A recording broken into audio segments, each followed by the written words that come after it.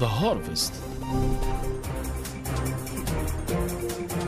So, Bonai Africa, this is Imane Nouad, and here's the latest news from across the continent.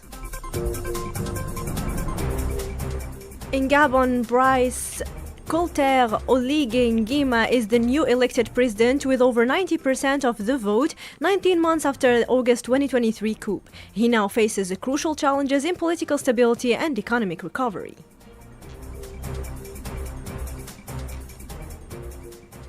Algerian President Abdelmadjid Tebboune announced a push for rapid national economic growth, focusing on non-hydrocarbon investments to make Algeria Africa's top economy.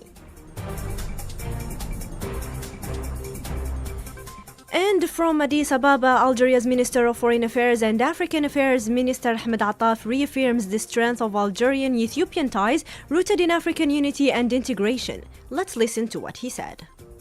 The huge potential for cooperation and partnership between our two countries has been unveiled and proven in many specific areas through which we can hopefully achieve higher levels of bilateral trade and investment.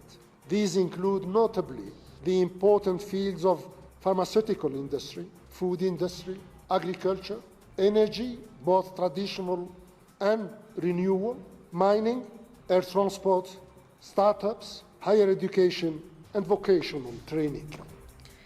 Shifting to security news, in Sudan, at least 56 civilians were ethnically executed by rapid support forces in Kadada, North Darfur, following the militia's takeover of the city. A local volunteer group accuses the RSF of mass violations, forced displacement, and civilian communication networks.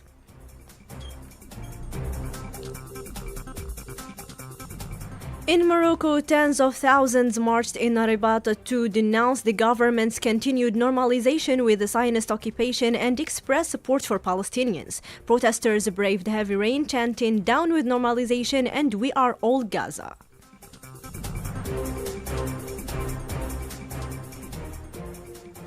The UN Security Council holds a closed meeting today on Western Sahara with updates expected from Staffan de Mistura and Alexander Ivanko.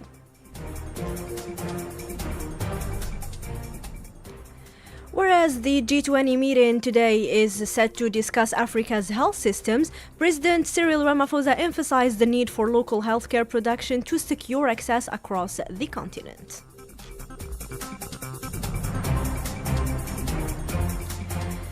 In economic news, Egypt has announced 3 new oil and gas discoveries in Western Desert, potentially adding 12 million barrels to its strategic reserves. These findings support Egypt's plan to boost gas production to 320 million cubic feet per day and transform into regional energy hub.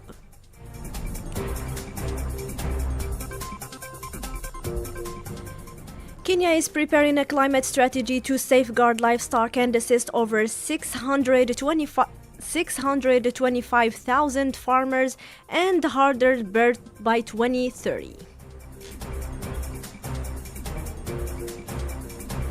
Algeria and Tunisia have signed a new partnership in higher education and scientific research to enhance bilateral cooperation. 4 Algerian youth are attending the ECOSOC Youth Forum at the UN headquarters in New York, engaging with global leaders on sustainable development.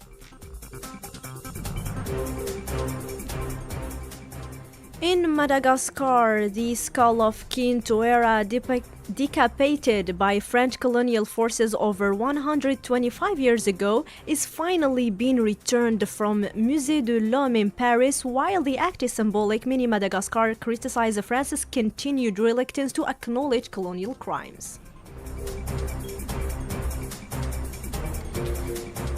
In sports highlights, the under 17 football group Uganda and Egypt have qualified for the 2025 FIFA World Cup after playoff victories in the African Cup of Nations. The upcoming under 20 African Cup promises exciting matchups with Egypt, South Africa, Nigeria, Tunisia, Senegal, and other competing from April 27th, whereas Nigeria is mourning the death of Christian Okoro, the first captain of Super Eagles and winner winner of the 1980 AFCON title.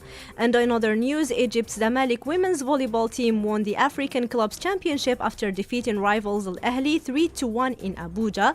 And in other news, Ethiopia's Bidatu Herpa and Kenya's Bernard Biwood claimed victory at the 48th Paris Marathon. Warmest congratulations to both.